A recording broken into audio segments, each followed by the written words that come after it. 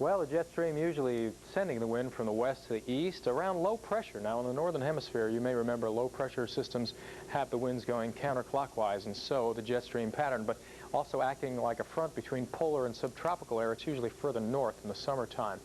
Well, a rule of thumb for precipitation is in the big, broad trough of the jet stream, we usually see some dry air on those light northwesterly winds, and sometimes right into the base of the trough. We're out ahead of the trough. You get a southwesterly flow, and in this country, that means the wind is coming up from the Gulf of Mexico and rain. Now, later in 1993, than the blizzard, those persistent winds kept coming up from the Gulf, and this is what happened. By midsummer, the Great Flood of '93 covered large areas of the Midwest. But rivers had started to seep into towns as early as May in parts of Minnesota and Wisconsin. The heavy spring rains continued into summer, and the flooding spread south.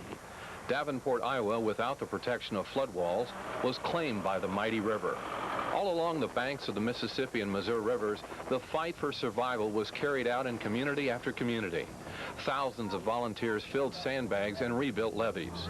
Everybody's been just wonderful. We've had people out here that don't even live out here sandbagging and really putting their hearts into it, and it kind of helps. It doesn't take away the hurt. But the water kept on coming. Small river towns were swallowed up. Over 54,000 people were forced to evacuate and leave behind homes and belongings. This is terrible. I just wish this was over with. Yeah, I didn't want to cry. It's just horrible. The rain lasted for most of the summer. The reason? The jet stream during a normal summer is positioned in Canada. But during June and July, the weather pattern became stagnant across the nation. The jet stream took a strong dip across the northwest and northern plains. A strong Bermuda high was established over the southeastern states. The dip in the jet stream allowed unseasonably cool air into the northern areas of the U.S. The strong Bermuda high pumped up moisture and warm air into the central U.S. The convergence of cool air and warm air created ideal conditions for the heavy, repeating rains in the central plains and the Midwest. The rains led to massive flooding, and the floods in turn caused economic havoc. All river traffic was halted from St. Paul to St. Louis. Thousands of acres of farmland were flooded and crops ruined. Rainfall amounts for the area were staggering.